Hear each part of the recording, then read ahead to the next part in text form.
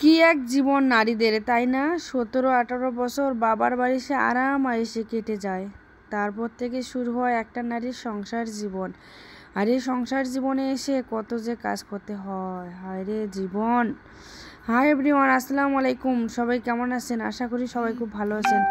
সকাল থেকে ভিডিওটি শুরু করলাম। আজকে আমি সকালবেলা রান্না করতেছি মুরগির মাংস।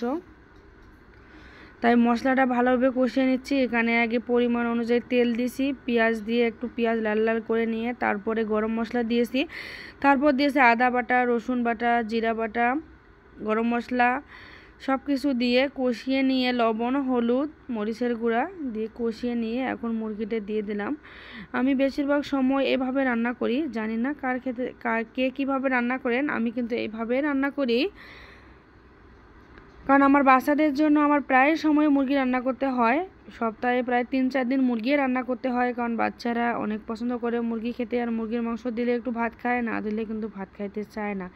এটাই হলো আমার বাচ্চাদের একটা বদ অভ্যাস। কী করবো জানি না, কবে এটা ঠিক হবে। কয়েকটা আলু দিলাম। ছোটোটা আবার আলু ছাড়া কিছু বোঝে না, ওকে আবার আলুও দিতে হবে, মাংসও দিতে হবে। বড়টার আবার মাংস হলেই হয়। তারপর আবার হাজব্যান্ডের যে আচার খাইতে চাইছিল, আচার একটু বানিয়েছিলাম, ওটা রেখে দিছি ওখানে আসে। এখানে ভাত সকালে যে খাওয়া দাওয়া করে গেছে সে বাটিটা অপরিষ্কার হয়ে গেছে, মানে সব কিছু এলোমেলো। মেয়ে তো ঘুমিয়ে আসে, ছেলের স্কুল যাইতে হবে আর কিছুক্ষণের মধ্যে, মানে ও আগে যায় ওর বাবার সঙ্গে, তারপর আমি যাই। এখন সব এলোমেলো হয়ে আছে ভাই। সকালবেলা যে এত কাজ থাকে, সকালবেলা কোনো রেস্ট নেওয়ার সময় পাই না। ঘুম থেকে উঠে নাস্তা খাওয়ার পর আবার দুপুরে রান্না বান্না, যেহেতু বাচ্চার স্কুলে যেতে হবে তো অনেক তাড়াহুড়ো শুরু হয়ে যায় সকাল থেকে। মানে আমি প্রায় 2:30 পর্যন্ত অনেক পরিমাণে ব্যস্ত থাকি, অনেক অনেক অনেক, সেটা কাউকে বিশ্বাস করাতে পারবো না।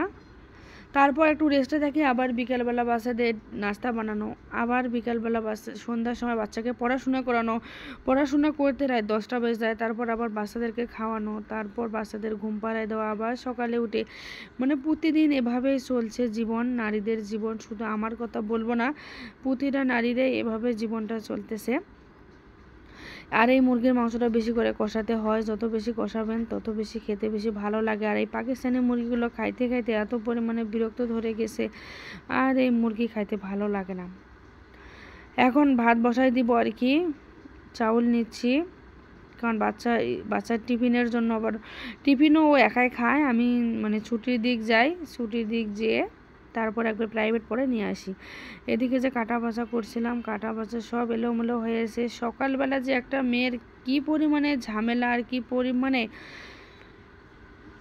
সময় যায় সেটা একটা মেয়ে শুধু জানে। কারণ এত পরিমাণে মেয়েরা সকাল থেকে দুপুর পর্যন্ত এত পরিমাণে ব্যস্ত থাকে, যাদের বাচ্চা বিশেষ করে স্কুলে গেছে সেসব মায়েদের কথা বলতেছি, এত পরিমাণে তারা ব্যস্ত থাকে, তাদের কোনো দুপুর পর্যন্ত তাদের কোনো সময় থাকে না। স্কুল, প্রাইভেট, বাচ্চা রান্নাবান্না, ঘর দুয়ার পরিষ্কার, মোছামুছি। তারপরেও অনেক লোক এসে বলবে শহরে কোনো কাজ আছে, শহরে শুধু খায় দায় আর ঘুরে বেড়ায়, শহরে কোনো কাজ থাকে? আরে ভাই, শহরে কাজ থাকে না থাকে, একবার এসে বাচ্চাকে স্কুলে ভর্তি করে দিয়ে তারপরে দেখেন কাজ থাকে কি না। স্কুল, প্রাইভেট কীভাবে যে দৌড়াদৌড়ি করতে হয়।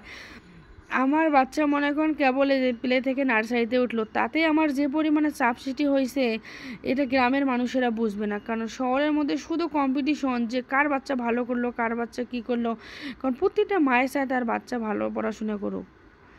তাই গ্রামের মানুষ শহরের কথা বুঝবে না, শহরের সিস্টেম বুঝবে না, তাই বেশি নাক গলাতে আসবেন না। এখন এই যে বাচ্চার জন্য ভাত নিয়ে যাচ্ছি, যেহেতু সকাল থেকে 12টা পর্যন্ত তার ক্লাস থাকে, না খেয়ে আছে। এখন তার জন্য ভাত তরকারি নিয়ে যাচ্ছি। মুরগির মাংস হলে একটু ভাত খায়, না হলে কিন্তু ভাত খায় না।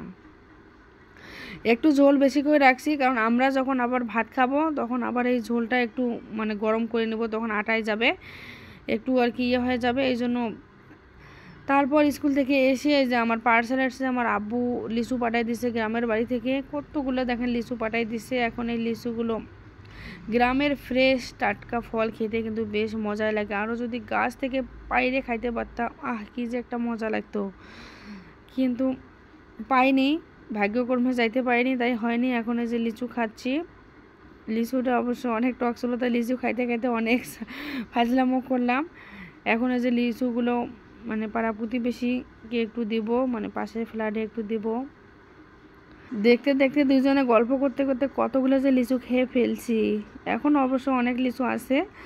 এখন এই লিচুগুলো ওই ভাবিকে দেবো পাশের ফ্ল্যাটের, আমরা খাবো, বাচ্চারা খাবে। কারণ বাচ্চারা এত পরিমাণে পছন্দ করে, কয়েকদিন থেকে এত জ্বালাতন করতেছে লিচু লিচু খাবে লিচু খাবে, পরে ওর নানু এসে পাঠাই দিছে। আজকের ভিডিওটি আপনাদের কাছে কেমন লাগলো অবশ্যই কমেন্টস করে জানাবেন। আর লিচুগুলো দেখতে কিন্তু মাশাআল্লাহ অনেক সুন্দর, আমাদের গাছের লিচু কিন্তু অনেক স্বাদ, অনেক মজার। যদি ভিডিওটি ভালো লাগে অবশ্যই আপনারা লাইক কমেন্টস আর শেয়ার করে পাশে থাকবেন। আর লিচু খেতে চাইলে আমার বাসায় চলে আসেন, আমাদের লিচুগুলো অনেক অনেক অনেক মজার লিচু, অনেক টেস্ট।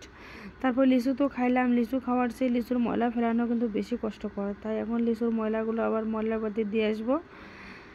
এভাবেই চলছে জীবনটা ভাই। তারপরও মানুষ বলে কোনো কাজ নাই, শুধু ঘুমে